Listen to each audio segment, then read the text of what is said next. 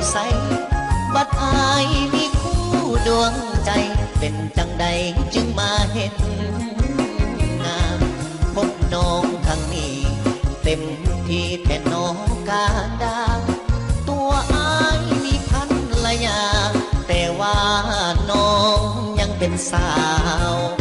กล่าวคำอยากบอกออกจากปากว่าหักอีหลีแต่ของประเพณีของเรามีเมียหนึ่งคนบนความลำบากยุ่งยากหัวใจสับสนอยากเอาเมียเพิ่มอีกหนึ่งคนแต่จนใจน้องมาทีหลังคนหนึ่งคือเมียคนสองก็คือน้องนางตัวอายคนกลางหาทางต้องเลือกหนึ่งคนอยากเลือกน้องสาวย่านเมียตีผัวตายบ่ดนลำบากกับหญิงสองคนจำเป็นปล่อยนางเลือกเมียเอาจังสีลาอายว่าคบแบบน้องสาวย่านเป็นเรื่องเป็นราวน้องสาวจะได้โกรธเคืองเตือนใจตัวเองเกรงใจน้ำมีอยู่เรือนสองเฮานั้นเปรียบเสมือนทับเท่าฟ้าแต่ว่า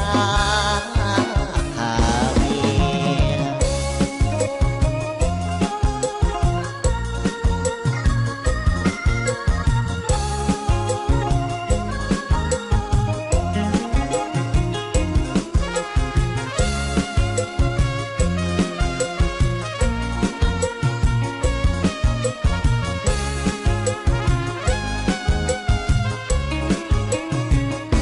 คนหนึ่งคือ